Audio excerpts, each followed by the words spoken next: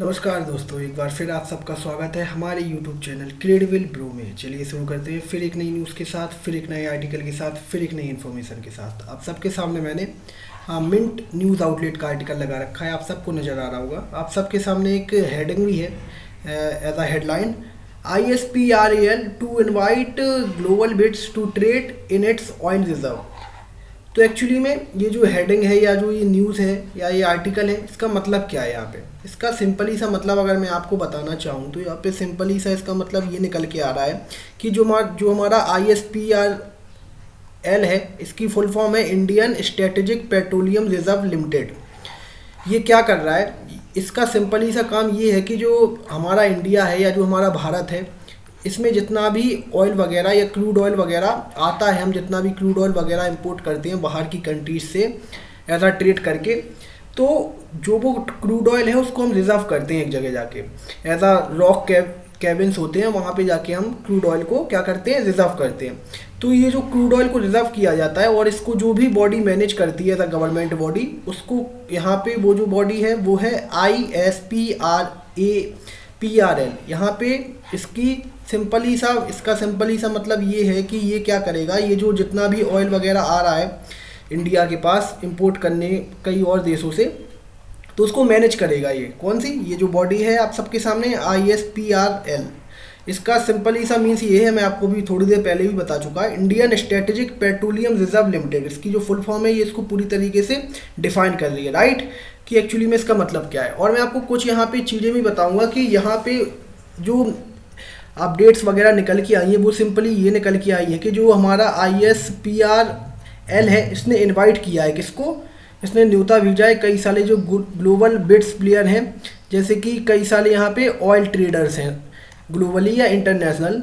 तो उनमें से अभी मैं उन ट्रेडर्स का आप सबको नाम भी बताऊंगा। और उस सब का क्या हुआ है कि जो हमारा ISPRL है, इसने इनवाइट किया है ग्लोबल प्लेयर्स को कि ये आके स्ट्रेटेजिक हमारा जो भी रिजर्व है इंडिया का, उसमें आके ट्रेड करें, और उससे जो भी फ़ायदा वगैरह होगा वो किसको होगा, वो गवर्नमेंट बॉडी को होगा, ISPRL को होगा, और हमारी भारत सरकार को होगा। यहाँ पे इसके कई और रीजन्स हैं जो कि भारत सरकार की तरफ से दिए जा रहे हैं कि एक्चुअली में ये जो अलाउ कर दिया गया यहाँ पे किसको, स्ट्रेटेजिक पेट्रोलियम रिजर्व में ट्रेड करना, है ना।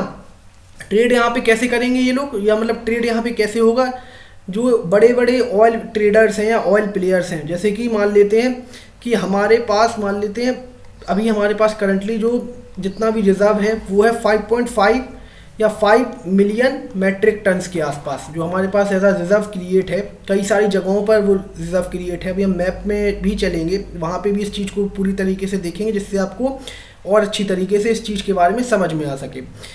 तो एक्चुअली में हुआ ये है कि जो ISPRL है, इसने क्या किया, इसने जो ग्लोबल प्लेयर्स हैं उसको न्योता भेजा कि आप हमारे कंट्री में आएँ और हमारा जो भी स्ट्रेटेजिक रिजर्व है इंडिया का, जो कि हम इमरजेंसी पर्पस से यूज़ करेंगे अगर मान लेते हैं कहीं पे ग्लोबल टेंशन्स वगैरह इंक्रीज़ हो गई, क्योंकि जो हमारा भारत देश है यहाँ पे हर एक चीज़ के बिना काम चल सकता है, राइट, क्योंकि हमारे पास हर एक चीज़ की प्रोडक्शन है यहाँ पे। जैसे हमारे पास व्हीट हो गया, राइस हो गए, इन गेहूं हो गया, चावल हो गए, इन सब के हमारे पास पूरा प्रोडक्शन है। यहाँ पे हम हमारे पास खेत वगैरह से हम वो चीज़ को प्रोड्यूस कर सकते हैं। लेकिन जो ऑयल है वो उसके रिजर्व हमारे इंडिया के पास नहीं है। सबसे पहली चीज़ तो ये है इसका मतलब कि हमको जो रिजर्व वगैरह ये क्रिएट करने पड़े, ये ड्यू टू इस वजह से भी क्रिएट करने पड़े क्योंकि हमारे इंडिया के पास वो कैपेबिलिटी नहीं है, या जो वो एज आ पेट्रोलियम रिजर्व वगैरह नहीं है हमारे इंडिया के पास कि वो प्रोड्यूस कर सके या इनरिच कर सके ऑयल्स वगैरह को।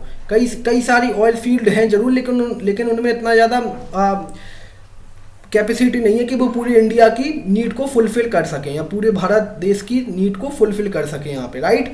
तो एक्चुअली में इसी सब कारण की वजह से जो हमारा स्ट्रेटेजिक रिजर्व है उसको क्रिएट करने की आवश्यकता भी यहाँ पे पड़ी। और अगर मैं आपको ऐसा स्टैटिक्स वे से बताऊँ, ऐसा डेटा पॉइंट ऑफ व्यू से बताऊँ, तो जो हमारा भारत है वो लगभग 85 से लेके 90% के आसपास ऑयल वगैरह है, या जो क्रूड ऑयल है बेसिकली उसको इंपोर्ट करता है बाहर के देशों से। कई सारे देशों से ऑयल वगैरह इंपोर्ट करता है, जैसे रसिया हो गया, सऊदी अरेबिया हो गया, वेनेजुएला हो गया। कल मैंने वेनेजुएला को लेकर भी एक अपडेटेड वीडियो बनाई थी कि एक्चुअली में वहाँ पे क्या इशू वगैरह हो रहा है, कि वहाँ पे जो ट्रम्प है वो जो भी देश वेनेजुएला से ऑयल वगैरह खरीदेगा उसके ऊपर एडिशनल सेकेंडरी 25% का टैरिफ इम्पोज कर देंगे, राइट, जो यूएस प्रेसिडेंट है वो। और यहाँ पे कई और सारी चीज़ें भी यहाँ पे इन्वॉल्व हैं, यहाँ पे इन्वॉल्व ये सारी चीज़ें भी हैं कि जैसे हम कई सारे देशों से यहाँ पे ऑयल वगैरह इंपोर्ट करते हैं, राइट, और उसमें से जो मेजर प्लेयर्स हैं या जो जिनके पास ऐसा स्ट्रेटेजिक रिजर्व है, जैसे रसिया हो गया है ना, और जो मिडिल ईस्ट की कंट्रीज़ हो गई जैसे कि सऊदी अरेबिया हो गया, यूएई हो गया, कई सारी कंट्रीज़ हैं, तो उनसे हम जो एनर्जी वगैरह है या जो ऑयल वगैरह है, नेचुरल गैस वगैरह है, जैसे हम नेचुरल गैस जो भी है वो हम किससे इंपोर्ट करते हैं, वो हम यहाँ पे करते हैं लगभग यमन से।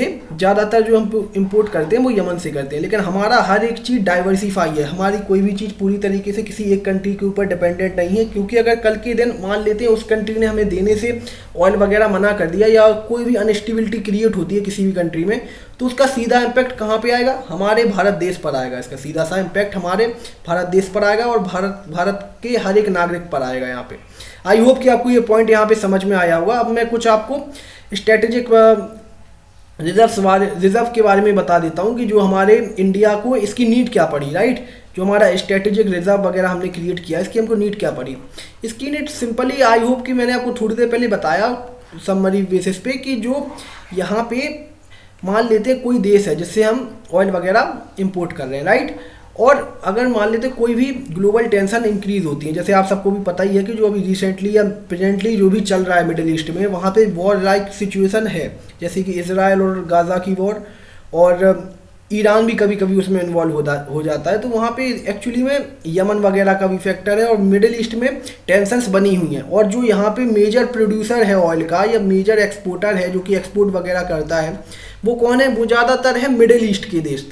मतलब मिडिल ईस्ट यानी कि अभी मैं आपको मैप में भी लेके चलूँगा तो आपको वहाँ पे बहुत अच्छी तरीके से समझ में आएगा कि जो मिडिल ईस्ट के देश हैं वो यहाँ पे पूरी तरीके से अगर उनके ऊपर कोई भी इम्पैक्ट यहाँ पे पड़ता है या ग्लोबल टेंशन्स वगैरह वहाँ पे इंक्रीज़ होती है, तो इससे होगा क्या कि जो ऑयल के दाम हैं वो सीधे तरीके से इंक्रीज़ होंगे, और इससे सीधा इम्पैक्ट कहाँ पे आएगा, जो भी उसको खरीदने वाले कंट्रीज़ हैं या जो भी उसको परचेज़ करने वाले कंट्रीज़ हैं उन सब पर। जैसे कि उसमें से हमारा एक भारत देश भी है, जो कि हम अपना 85 से 90% जो भी क्रूड ऑयल है वो ज़्यादातर इंपोर्ट करते हैं कई सारे देशों से। हमारा जो पोर्टफोलियो है वो ऐसा डाइवर्सिफाई है कि हम किसी भी एक कंट्रीज़ के ऊपर पूरी तरीके से डिपेंडेंट नहीं है। और यहाँ पे जो स्ट्रेटेजिक रिजर्व बनाने की बात है ये बेसिकली इसी के बारे में है, क्योंकि क्या होता था इन 2000 में, थोड़ा सा आपको हिस्ट्री में भी लेके चलूँगा, इन 2004 के आसपास होता क्या था कि यहाँ पे जो ऑयल वगैरह होते हैं जैसे क्रूड ऑयल वगैरह होता है, राइट, वो इंटरनेशनली ट्रेड किया जाता है, तो वहाँ पे जो उसके प्राइस वगैरह हैं वो बहुत ज़्यादा फ्लक्चुएट होते थे या बहुत ज़्यादा वॉलेटाइल रहते थे, ऊपर नीचे ज़्यादा होते थे वो ऑयल के प्राइसेस। तो इस वजह से जो हमारा और ग्लोबल टेंशन भी बनी रहती थी, तो जो हमारी गवर्नमेंट ऑफ इंडिया है या भारत सरकार है उसने क्या किया, उसने एक निर्णय लिया कि अब हम अपने स्ट्रेटेजिक रिजर्व वगैरह बिल्ड करेंगे। तो जो उसने ये निर्णय लिया उसी के 10 साल के आसपास क्या हुआ कि हमने अपने स्ट्रेटेजिक रिजर्व वगैरह क्रिएट कर लिए इन 2014 के आसपास। और मैं अभी आपको वो भी बताऊंगा कि वो हमारी जो रिजर्व है वो कहाँ कहाँ है। और हम इसको अब समझने के लिए थोड़ा सा मैप पे भी चलते हैं, राइट। यहाँ पे कई सारे और फिगर्स भी हैं जो कि मैं आपको इंटरेस्टिंग फैक्ट्स वगैरह हैं भी हैं जो आपको मैं बताऊंगा अभी जस्ट इसी वीडियो में। तो यहाँ पे हम आ गए हैं अपने मैप पर, राइट, और ये है हमारा प्यारा भारत, राइट, और ये है मिडिल ईस्ट, राइट। ये जो आपको मिडिल ईस्ट दिख रहा है ना, यहाँ पे यहीं पे एक्चुअली में टेंशन्स वगैरह बनी हुई है। जैसे यहाँ पे इजराइल गाज़ा वॉर और यहाँ पे यमन है, या यमन यहाँ से जो भी शिप्स वगैरह आते हैं ऐसा एक्सपोर्ट करने के लिए ऑयल वगैरह को, तो जो यमन है ये उन शिप्स के ऊपर क्या करता है, अटैक वगैरह करता है due to military attack, missile attack, drone attack.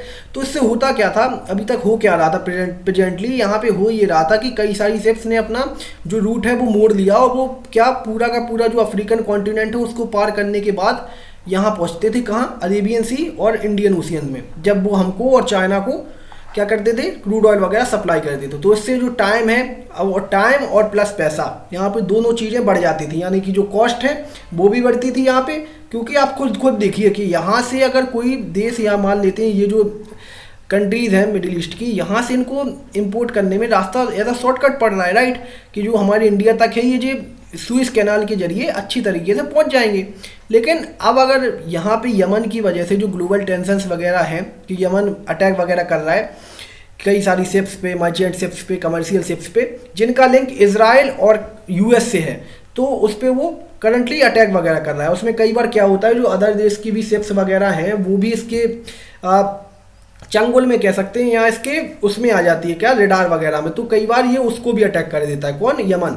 Yemen में जो हूदी रिबल्स हैं वो यहाँ पर पूरी तरीके से, जो ये वाला जो आपको लेफ्ट हैंड साइड का जो भी पोर्शन दिख रहा है यमन में, यहाँ पे मैं आपको थोड़ा सा कर्सर वगैरह दिखा रहा हूँ यहाँ पे कौन कंट्रोल कर रहा है यमन को? यमन को यहाँ पे कंट्रोल कर रहा है हूदी रिबल्स। तो हूदी रिबल्स क्या करते हैं, यहाँ पे जितने भी शिप्स वगैरह आते हैं मिडिल ईस्ट से या जो कई सारी कंट्री से यहाँ पे क्रूड ऑयल वगैरह लेके, तो उसको क्या करता है, जो यमन है वो अटैक करता है। यहाँ पे अटैक करने के बाद सिंपली वो जो शिप्स है उसने कई सारी शिप्स को डुबा भी दिया है। जैसे वो अटैक कई सारे बेसिस पे करता है, जैसे ड्रोन से भी वो अटैक करता है और मिसाइल अटैक्स भी वो करता है। जो वहाँ के हूती रिबल्स हैं और जो कई सारी कंट्रीज हैं वो हूती रिबल्स को एज अ टेररिस्ट ऑर्गेनाइजेशन भी मानती हैं, क्योंकि वो क्या है, वो पूरे यमन को हथियाना चाहता है या पूरे यमन पर कब्जा करना चाहता है। यहाँ पे जो आपको ये वाला पोर्शन है, यहाँ पे बेसिकली यमन की सरकार ऑपरेट करती है या ये यमन की सरकार के कंट्रोल में है, और जो आपको ये लेफ्ट हैंड साइड पे ये पोर्शन नज़र आ रहा है ये हूती रिबल्स के कंट्रोल में है यहाँ पे। तो ये जो हूती रिबल्स हैं वो यहाँ पे अटैक वगैरह करते रहते हैं कमर्शियल शिप्स पे या ऑयल शिप्स पर, जो कि मिडिल ईस्ट से आती हैं। कहाँ पे? हमारे प्यारे भारत में और चाइना में और सारी कई सारी कंट्रीज़ में, जो कि यहाँ आसियान देश भी हैं, उन सारे देशों के पास भी पहुँचता है ऑयल वगैरह।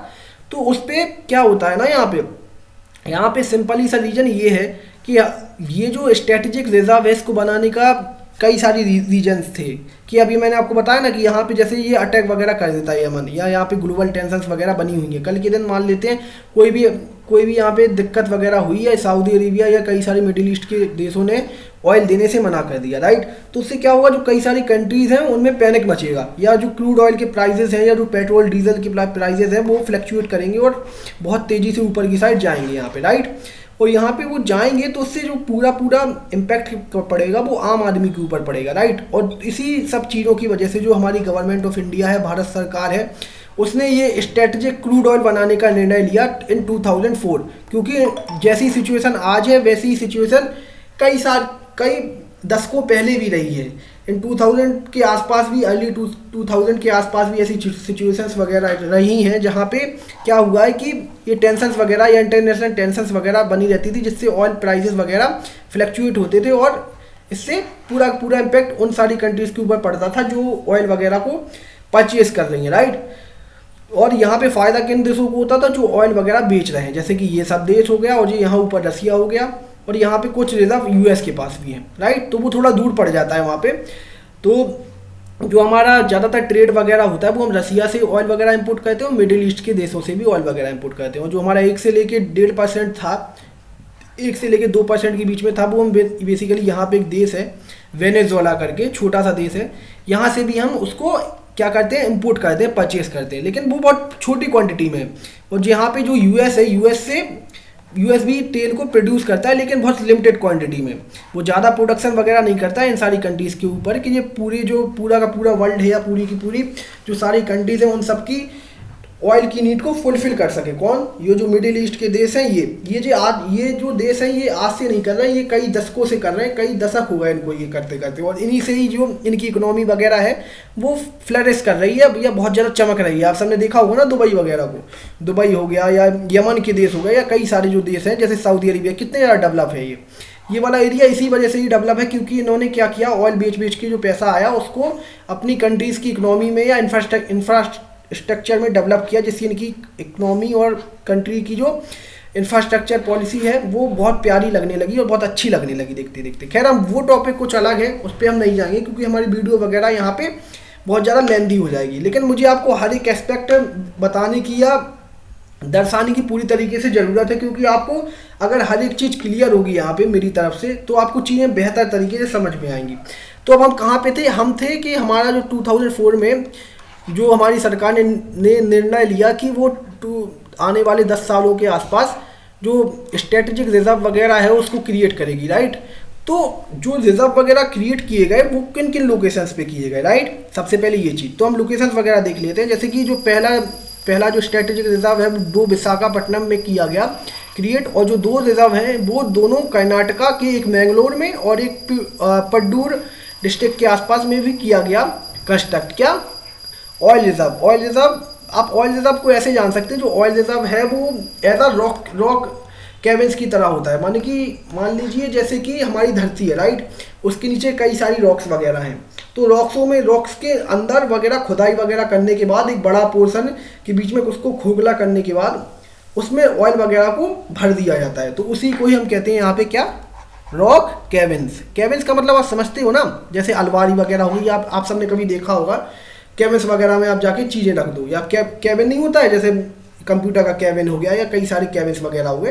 तो कैबिन्स का मतलब यहाँ पे रॉक का मतलब आप समझ गए कि धरती के नीचे कैबिन्स टाइप में डेवलप करना और उसमें ऑयल को ड्रिल कर देना या ऑयल को भर देना।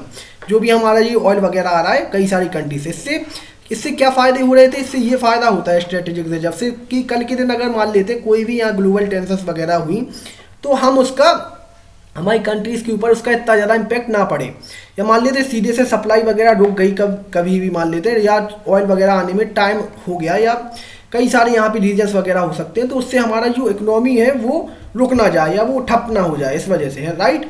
क्योंकि आप खुद सोचिए कि जो ऑयल है उसको कितना ज़्यादा यहाँ पे, वहाँ पे हर एक चीज़ जो इकोनॉमी में हो रही है वो ज़्यादातर चीज़ें ऑयल की बेसिस पे ही हो रही हैं। जैसे आप मान लेते जो प्लेन्स वगैरह हैं उनमें भी फ्यूल वगैरह डाला जाता है, राइट, तो वो कहाँ से इनरिच होके आता है, वो बेसिकली क्रूड ऑयल को रिफाइन करने के बाद आता है। जैसे पेट्रोल हो गया, डीजल हो गए, बहुत सारे उससे जो प्रोडक्ट्स वगैरह निकलते हैं क्रूड ऑयल से वो बहुत सारे निकलते हैं, और उससे कई सारी चीज़ों बनती हैं और इकोनॉमी में एज अ जनरेट करती हैं, राइट, इकोनॉमी को जनरेट करती हैं और इकोनॉमी को, देश की अर्थव्यवस्था को आगे बढ़ाती हैं। कौन, क्रूड ऑयल।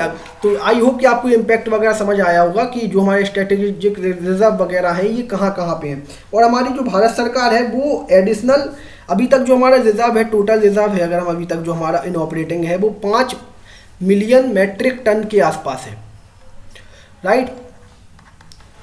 और जो क्या है, जो 1 टन ऑफ क्रूड ऑयल है वो लगभग 7 बैरल के आसपास होता है। अगर आप मान लेते हैं कि आप अगर इंटरनेशनल वगैरह में क्रूड ऑयल को परचेज करने जाएंगे तो वहाँ पे आपको क्या होगा, वहाँ पे आपको क्वांटिटी वगैरह सेलेक्ट करनी पड़ती है। क्वांटिटी का मतलब होता है कि आप बैरल्स में, राइट, कि वो आपसे ये पूछेंगे आपको कितने बैरल्स ऑफ क्रूड ऑयल चाहिए, अभी आपको कितनी क्वांटिटी में क्रूड ऑयल चाहिए, तो वो बेसिकली वहाँ पे एक एज अ क्वांटिटी होती है, उसको हम कहते हैं बैरल। तो आई होप कि आपको ये समझ आया होगा कि एक टन ऑफ क्रूड ऑयल में या 1 टन ऑफ क्रूड ऑयल में कितने बैरल्स होते हैं। यहाँ पे 7 बैरल्स होते हैं 1 टन ऑफ क्रूड ऑयल में। और अब यहाँ पे हम कुछ चीज़ें और देख लेते हैं, जैसे कुछ ग्लोबल अनसर्टेनिटी थी जिसकी वजह से क्या हुआ कि जो यूनाइटेड स्टेट्स ऑफ अमेरिका है इसने भी जो स्ट्रेटेजिक रिजर्व वगैरह है ये क्रिएट किए बहुत ज़्यादा। अब मैं आपको बताता हूँ, अभी मैंने आपको अपनी क्वांटिटी बता दी कि हमारी क्वांटिटी कितनी है, 5 मिलियन मैट्रिक टन। और यहाँ से जो जितनी हम क्वांटिटी वगैरह हमारे पास है इससे हम क्या कर सकते हैं, इससे हम सिर्फ 10 दिन का अपनी जो पूरी की पूरी जो हमारी अर्थव्यवस्था है या जहाँ पे क्रूड ऑयल वगैरह की सप्लाई वगैरह कट ना हो सके, तो हम 10 दिन तक बिना कोई इंपोर्ट किए हुए ऑयल अगर ना भी आ सके किसी भी ग्लोबल टेंशन की वजह से, तो हमारी जो इंडिया है उसके पास 10 दिन तक क्रूड ऑयल में सर्वाइव करने का इतना क्रूड ऑयल है हमारे देश के पास as a reserve. 5 million metric ton reserve जितना की ऑपरेटिंग है अभी। और जो हमारी भारत सरकार है वो कई और रिजर्व वगैरह क्रिएट कर रही है यहाँ पे, जैसे कि लगभग जो अगर वो रिजर्व वगैरह 2030-2035 के आसपास क्रिएट हो जाएंगे तो जो हमारी टोटल कैपेसिटी है वो लगभग कितनी हो जाएगी यहाँ पे, 5 + 7 = लगभग 12-13 के आसपास क्या होगा, जो हमारी क्या जो भी ये क्रूड ऑयल की रिजर्व्स वगैरह हैं ये क्रिएट हो जाएंगी। किसके थ्रू, जो हमारी भारत सरकार है वो इसके ऊपर काम कर रही है। लेकिन जो ऑपरेशनल रिजर्व है हमारे स्ट्रेटेजिक क्रूड ऑयल को लेके वो सिर्फ अभी 5 मिलियन मैट्रिक टन के ही आसपास है। अभी आप जो फिगर्स वगैरह हैं जो मैं आपको बता रहा हूँ उनको आप रिलेट करना कि यहाँ पे एक्चुअली में जो यूनाइटेड स्टेट्स ऑफ अमेरिका है इसने क्या किया, इसने 1970s में क्या होता था कि 1970s में जो क्रूड ऑयल के प्राइजेस वगैरह थे उसमें बहुत ज़्यादा शॉक वगैरह आ रहा था। शॉक वगैरह का मतलब वो बहुत ज़्यादा वॉलेटाइल थे इन नेचर, और कुछ ऐसी टेंशन्स वगैरह भी वहाँ पे हो रही थी, जैसे मिडिल ईस्ट के कुछ देशों में क्रांतियाँ वगैरह भी हो रही थी, यानी कि सिविल वॉर लाइक कंडीशन हो रही थी, वहाँ पे चीज़ें अच्छी तरीके से काम नहीं कर रही थी। तो यहाँ पे क्या हुआ, हमारा जो यूनाइटेड स्टेट्स ऑफ अमेरिका है उसने इसको 1970s में ही भाप लिया, और जब से उसने क्या किया, उसने कई सारे जो स्ट्रेटेजिक रिजर्व वगैरह हैं उसको क्रिएट किया। कहाँ पे, यूनाइटेड स्टेट्स ऑफ अमेरिका में। और लगभग अगर मैं आपको एज अ क्वांटिटी बताऊं कि इनके पास कितने साइज या कितनी कैपेसिटी का एज अ स्ट्रेटेजिक रिजर्व है यूनाइटेड स्टेट्स ऑफ अमेरिका का, एज अ ऑफिशियल फिगर वो लगभग है 700 मिलियन मेट्रिक टन्स के आसपास इनके पास क्रूड ऑयल रिजर्व है। और इससे क्या होगा, इससे इनके देश में जितने भी चीज़ें जो क्रूड ऑयल है या जो ऑयल पेट्रोल डीजल है उससे चलती हैं, तो इनके पास इतनी सप्लाई है या इतना स्ट्रेटेजिक रिजर्व है जिससे क्या कर सकेंगे, अपनी इकोनॉमी को 90 डेज तक सस्टेन कर पाएंगे, सर्वाइव कर पाएंगे बिना किसी इम्पोर्ट ऑफ क्रूड ऑयल। कौन? United states of America. और उसी जगह पे जो हमारा भारत है उसके पास सिर्फ कितना है, 5 मिलियन मेट्रिक टन। तो लगभग आप देखिए यहाँ पे कि कितना ज़्यादा डिफरेंस है। खैर हम उस पर नहीं जाएंगे डिफरेंसेस पे, क्योंकि जो यूनाइटेड स्टेट्स ऑफ अमेरिका है वो एक डेवलप्ड नेशन है, राइट, वो एक विकसित देश है। लेकिन जो हमारा भारत है वो एक विकासशील देश है, यानी कि यहाँ पे विकास हो रहा है, ये हमारा भारत एक डेवलपिंग नेशन है, तो यहाँ पे चीज़ें अभी डेवलप हो रही हैं, राइट। तो हमारा जो रिजर्व है आप उसको इस तरीके से भी देखिए। लेकिन उनके पास तो वो लोग तो पहले ही डेवलप हो गए, राइट। तो उनके पास ऐसा पैसा भी है और ऐसा डेवलपिंग इकोनॉमी भी है। और आप सबको ये भी पता है कि जो यूनाइटेड स्टेट्स ऑफ अमेरिका का डॉलर है वो इंटरनेशनल जो भी ट्रेड्स वगैरह होते हैं उनमें सबसे ज़्यादा जो यूज़ होती है एज अ करेंसी वो कौन होती है, डॉलर होती है। तो यहाँ पे पूरी चीज़ें, तो आपको पता है कि जिसके हाथ में पूरी की पूरी चीज़ है तो उसके हाथ में तो पैसा है ही, राइट, कि जिसकी लाठी उसकी भैंस, राइट। क्योंकि अगर आप देखें यहाँ पे कि यूनाइटेड स्टेट्स ऑफ अमेरिका है तो इसके पास आज भी ये दुनिया की सबसे पावरफुल कंट्री है और इसके पास सबसे ज़्यादा वेल्थ वगैरह भी है। किसके पास? यूनाइटेड स्टेट्स ऑफ अमेरिका के पास। सेकंड नंबर पे आता है चाइना और थर्ड नंबर पे चीज़ें कुछ और है, लेकिन जो फर्स्ट और सेकंड है वो वहाँ पे यूएस के बाद चाइना आता है। और कई सारे जो एक्सपर्ट्स हैं उनका कहना है कि आने वाले कुछ सालों में जो चाइना है वो यूएस को ओवरटेक करेगा एज अ इकोनॉमी या एज अ कई और स्टांसेस पे, क्योंकि जो चाइना है वो बहुत तेज़ी से अग्रेसिवली बढ़ रहा है आगे। तो वो आने वाले कुछ सालों में यूएस को पीछे छोड़ेगा और जो दुनिया का पहला सबसे पावरफुल या सबसे इकोनॉमिक देश बनेगा in terms of GDP, in terms of per capita income, वो कौन बनेगा? वो चाइना बनेगा, राइट। तो खैर ये सब चीज़ें फ्यूचर की होगी जो एक्सपर्ट्स वगैरह प्रिडिक्ट करते हैं। हम अपने टॉपिक पर आ जाते हैं, जैसे कि अब जो हमारा स्ट्रेटेजिक रिजर्व है इस पे। तो यहाँ पे जो ISPRL है इसने क्या किया, जो Indian strategic petroleum reserve limited है इसने क्या किया, कई सारे यहाँ पे प्लेयर्स हैं, कहाँ पे? क्रूड ऑयल ट्रेडर्स हैं, जैसे कई सारे इंटरनेशनल प्लेयर्स वगैरह हैं, उनका मैं आपको नाम भी यहाँ पे आई होप बता देता हूँ जिससे आपको चीज़ें थोड़ी सी समझ में आए, राइट। यहाँ पे जो उनका नाम है, उनका नाम लगभग क्या है यहाँ पे, एक का नाम है गैंसोल करके, हाँ, तो एक का नाम है गैंसोल और दूसरे का नाम है बिटोल करके। ये जो दो इंटरनेशनल प्लेयर्स हैं या जो इनको आप ट्रेडर्स बोल सकते हैं, ट्रेडर्स का मतलब व्यापारी वगैरह, ये क्या करते हैं, ये जो कई सारी कंट्रीज़ वगैरह होती हैं उनसे, जैसे किसी भी कंट्री को अगर ऑयल वगैरह बेचना है अपना, तो ये क्या करते हैं कि उनसे वो ऑयल वगैरह खरीद लेते हैं और दूसरे देशों को सप्लाई कर देते हैं, जिन भी देशों को उसकी डिमांड वगैरह रहती है। और बीच का जितना भी यहाँ पे ऐसा मार्जिन वगैरह मिलता है तो ये जो इंटरनेशनल ट्रेडर्स है वो इनका प्रॉफिट होता है। किनका? जो यहाँ पे इंटरनेशनल प्लेयर हैं जैसे कि बिटोल हो गया और गैंस क्रूड हो गया, ये जो 2 प्लेयर्स हैं ये ज़्यादातर डील करते हैं कहाँ पे? इंटरनेशनल ऑयल मार्केट में।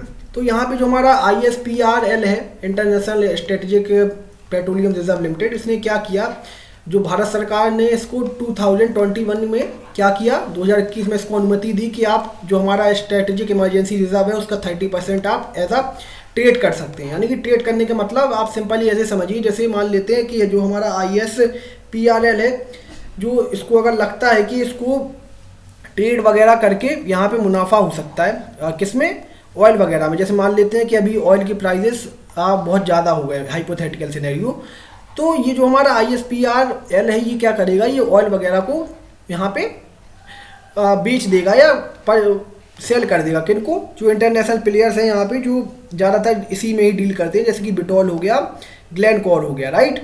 तो इन सबको ये ऑयल वगैरह सेल कर देगा और अगर आने वाले टाइम में जब इसको ज़रूरत पड़ेगी तो वो फिर से ऑयल वगैरह खरीद लेगा सस्ते दाम। तो यहाँ पे जो भी मार्जिन बनेगा वो किसका? ISPRL का भी बनेगा। लेकिन इसमें कई सारी दिक्कतें भी हैं। दिक्कतें भी मैं आपको इस वजह से बताना चाहूँगा क्योंकि मैं चीज़ों को दोनों एक्सपेक्ट से लेकर चलूँगा। यहाँ पे जो एक्सपर्ट्स का ओपिनियन है इस सब को लेके, जो ये ISPRL है इसको लेके कि ये जो ट्रेड वगैरह कर रहा है इससे क्या होगा, इससे चीज़ें इंडिया में कई जगह पैनिक क्रिएट कर सकती हैं, जो कि एक्सपर्ट्स वगैरह उनका कहना है। एक्सपर्ट्स का कहना यहाँ पे सिंपली ये है कि जो ISPRL है, Indian strategic petroleum reserve limited, ये क्या कर सकता है अगर ये ट्रेड वगैरह करेगा किसका, जो हमारा इमरजेंसी क्रूड ऑयल है या स्ट्रेटेजिक ऑयल रिजर्व है उसमें, और कल के दिन अगर कोई भी ऐसी पैनिक कंडीशन या सिचुएशन वगैरह क्रिएट होती है तो हमारा जो यहाँ पे क्राइटेरिया था या जो पर्पस था ये स्ट्रेटेजिक रिजर्व को क्रिएट करने का, वो तो फुलफिल ही नहीं हो पाएगा। अगर मान लेते हैं,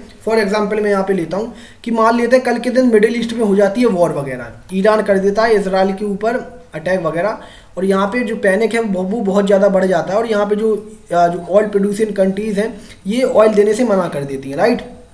ये अगर ऑयल देने से मना करती हैं या किसी भी तरीके से जो इंपोर्ट वगैरह है ऑयल का, वो उसमें दिक्कत वगैरह आती है, और अगर हमारा जो ISPRL है जो कि मैनेज करता है हमारे स्ट्रेटेजिक रिजर्व वगैरह को, ये उसको अगर फुलफिल नहीं कर पाएगा, उस पर्पस ही को अगर फुलफिल नहीं कर पाएगा जिसकी वजह से हमने ये स्ट्रेटेजिक रिजर्व वगैरह बनाया है कि हमारी किसी भी वॉर लाइक कंडीशन में हमारा देश को ऑयल वगैरह की सप्लाई वगैरह से इम्पैक्ट ना होना पड़े, है ना, 10 दिन के आसपास, लेकिन इम्पैक्ट ना होना पड़े, जो भी हमारी इकोनॉमी है वो चलती रहे, जैसी वो चल रही है वैसी चलती रहे। और अगर मान लेते हैं हाइपोथेटिकल सिचुएशन, इसने 30% ऑयल वगैरह सेल कर दिया उस टाइम पे, राइट, और उसके बाद हो गई क्या वॉर लाइक सिचुएशन यहाँ पे हो गई, या किसी भी कारण की वजह से ऑयल वगैरह आने में देरी हो गई, तो इससे क्या हो सकता है, इससे हमारा पूरा इम्पैक्ट किसके ऊपर पड़ेगा, हमारी इकोनॉमी के ऊपर इसका पूरी तरीके से इम्पैक्ट पड़ेगा, है ना, हमारी अर्थव्यवस्था के ऊपर पूरी तरीके से इसका इम्पैक्ट पड़ेगा। किसका, क्योंकि अगर ये जो ISPRL है ये 30% ऑयल वगैरह बेच चुका होगा या ट्रेड कर चुका होगा, तो हमारे पास अब कितना बचा, 70% बचा। तो हम लगभग पहले हम 10 दिन के आसपास ऐसा सर्वाइव कर रहे थे बिना ऑयल की वजह से, क्रूड ऑयल की वजह से, अब हम लगभग 7 दिन के आसपास कर पाएंगे। तो ये अगर आप इन ब्रॉडर टर्म्स देखें all over the Indian economy या इंडियन अर्थव्यवस्था GDP के हिसाब से अगर आप देखें तो ये बहुत अलार्मिंग सिचुएशन है या बहुत पैनिक वाली सिचुएशन है। तो इस वजह से जो एक्सपर्ट्स हैं उनको कहना ये है कि जो इसमें ट्रेड वगैरह है ये हमें नहीं करना चाहिए, जो ISPRL है इसको ये जो ट्रेड वगैरह है वो नहीं करना चाहिए हमारे पेट्रोलियम रिजर्व या इमरजेंसी रिजर्व से, क्योंकि अगर कल के दिन किसी भी टाइप की पैनिक सिचुएशन बनती है तो उस पर बेसिकली हम सबको सफ़र करना पड़ेगा, जो इंडियंस हैं, जो आम इंडियंस हैं उनको सफ़र करना पड़ेगा, क्योंकि अगर ऑयल ही वगैरह नहीं होगा तो बेसिकली जो इकोनॉमी वगैरह है या जो अर्थव्यवस्था है वो ठप भी हो सकती है, किसकी, हमारी भारत देश की। तो आई होप कि आपको ये जो वीडियो है ये यहाँ पे समझ में आया होगा, और इस वीडियो में जो आपको चीज़ें हैं वो बेहतर तरीके से समझ में आएंगी। और इसी के साथ में आप सबसे इस वीडियो में जो आप सबके पॉइंट ऑफ व्यू है या जो आपके एज आ थॉट्स वगैरह हैं वो आप हमें कमेंट सेक्शन में शेयर कर सकते हैं। और इसी के साथ मैं आप सबसे लेना चाहूँगा अलविदा। आप सबसे मेरी मुलाकात होगी एक नई वीडियो में, एक नई इन्फॉर्मेशन के साथ, एक नई न्यूज़ के साथ, right. Thank you so much. जय हिंद, जय भारत।